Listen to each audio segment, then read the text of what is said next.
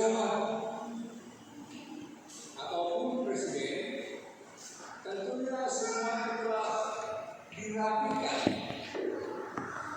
semuanya telah siap, dan ada yang memasang spanduk selamat datang, dan juga tempat-tempat jalan semua disusun dan dibersihkan, dan keadaan semuanya dalam keadaan aman. Bapak Ibu yang semua dalam nama Tuhan kita Yesus Kristus, apa yang melatar belakangi firman Tuhan yang telah kita bacakan secara bersama-sama tadi? Yang melatar belakangi ialah ketika pada situasi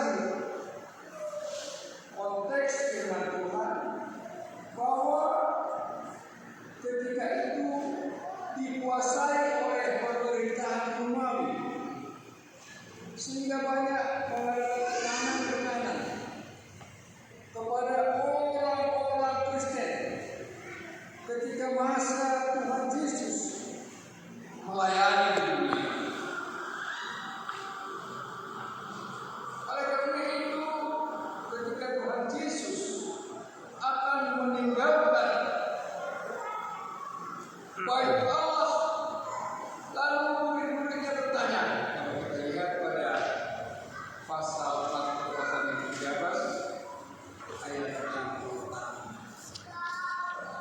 Muridnya bertanya, "Guru, lihatlah betapa kokohnya batu-batu itu dan betapa megahnya gedung-gedung itu." Artinya para murid melihat alangkah indahnya, alangkah kokohnya gedung bait suci yang telah dibangun. Lalu murid-muridnya lihatlah Tuhan, betapa kokohnya, betapa indahnya.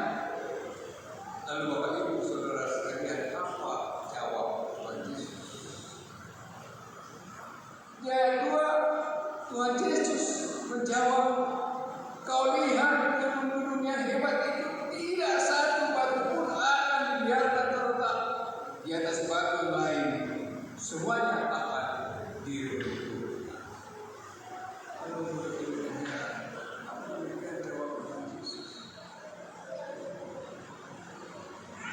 Sementara murid-murid memuji bahwa gedung itu sangat kokoh dan sangat indah, tapi Tuhan Yesus mengatakan bahwa nanti suatu ketika gedung itu akan roboh dan tidak ada dua batu pun yang berdiri, semua akan diratakan.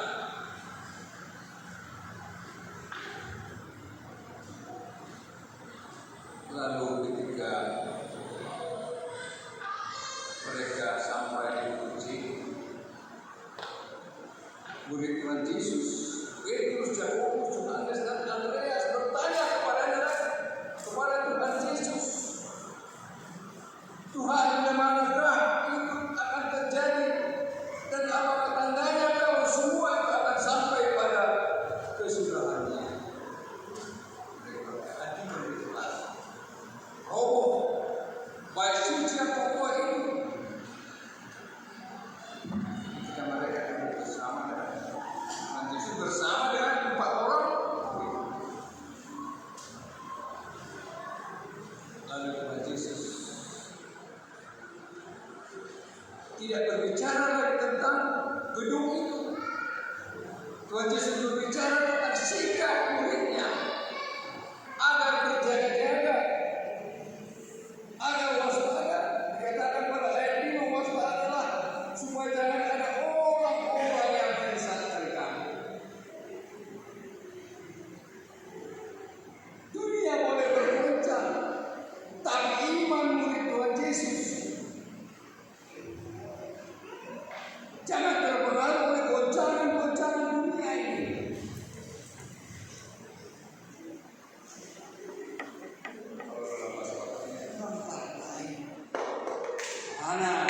Sabut akan masa dari video.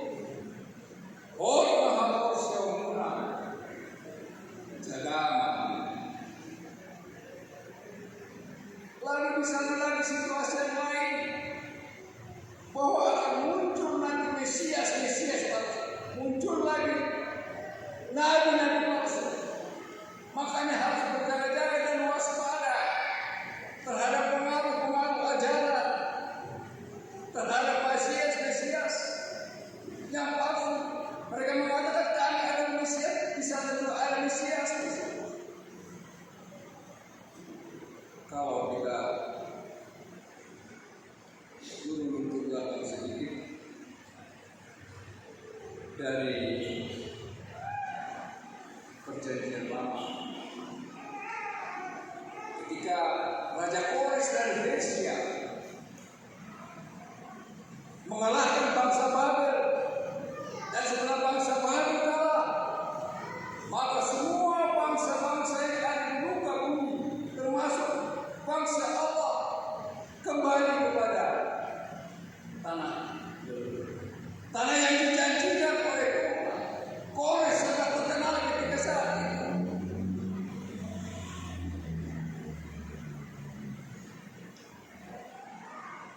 Lalu menjadi pertanyaannya, apakah Kores itu menjadi Mesias? Apakah Kores itu sebagai Darius? Apakah Kores itu sebagai penyelamat yang dijanjikan oleh Tuhan? Bapak Ibu yang simak dalam nama Raja Kores akan dipakai Raja Persia untuk menaklukkan, mengembalikan bangsa Israel yang sudah 70 tahun terbuang ke tanah Babel. Mesias yang sesungguhnya adalah Tuhan Yesus yang lahir dari keturunan Daud. Raja Kores bukanlah keturunan Daud, tetapi Yesus lahir dari keturunan Daud.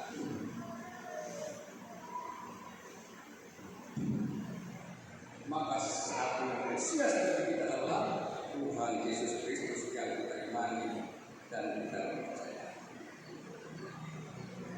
Lalu masuk lagi kepada teks yang sedang melihat atau melakukan.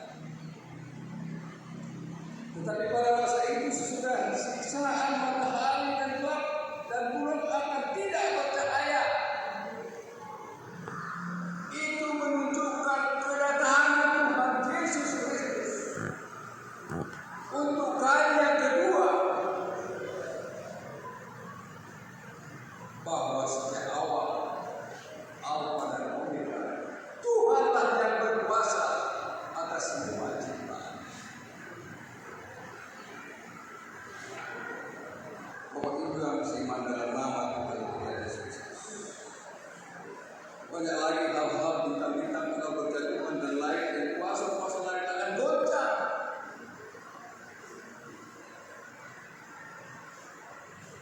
Dan pada waktu itu pun Dia akan menyuruh keluar malaikat-malaikatnya dan akan mengumpulkan orang-orang pilihannya dari tempat penjuru bumi, dari ujung bumi sampai dengan ujung.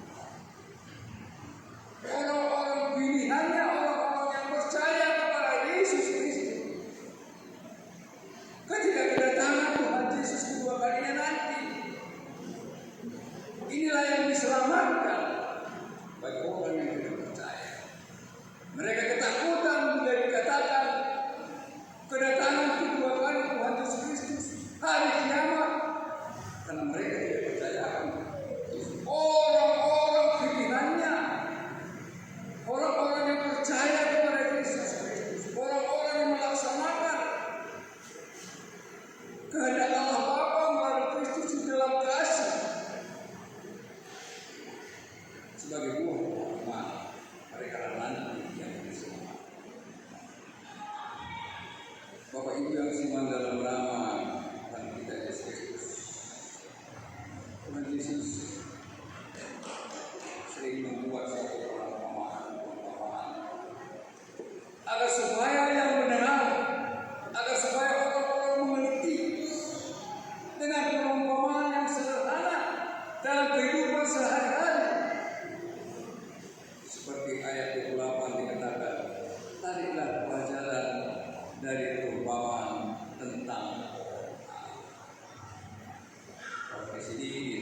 mungkin lebih dari pilihan orang lain. Nah, yang di sini adalah kalau itu di daerah di istiwa. Tapi kita bisa membayangkan ketika pohon ara mengebut dan pohon ara itu bertunas, itu menandakan kayak sudah mulai musim.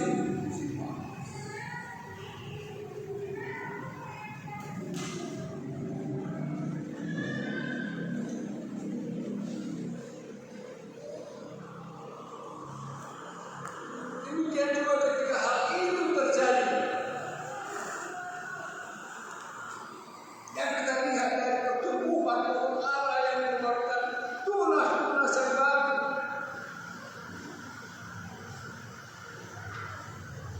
itu melambangkan bahwa ada satu tanda akan musim panas. Bahwa itu yang simbol dalam nama Tuhan kita Yesus Kristus. Berjaga-jaga, senantiasa menunggu kalau April ini adalah akhir tahun. Dan nanti diteruskan April pertama sampai dengan April keempat. Lalu masuklah peringatan tentang kelahiran Tuhan Yesus Kristus.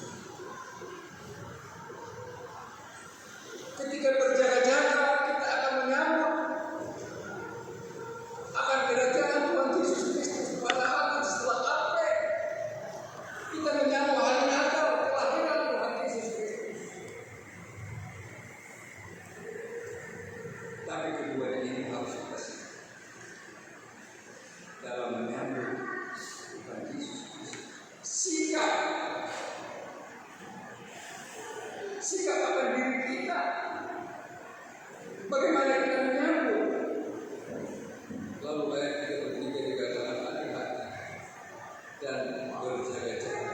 Semuanya ini sudah dikatakan oleh Tuhan Yesus kepada para muridnya.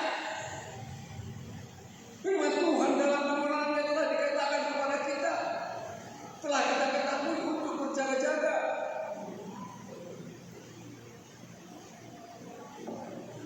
Kita tidak tahu kapan itu terjadi, malaikat mereka tidak tahu, anak manusia juga tidak tahu, hanya yang tahu adalah Bapa di surga. Tentunya kalau kita menyambut sana sini, kita mempersiapkan pohon ara. Dalam menyambut kedatangan Tuhan Yesus Kristus yang kali kedua, Maranatha, kita mempersiapkan diri kita untuk senantiasa tahu akan,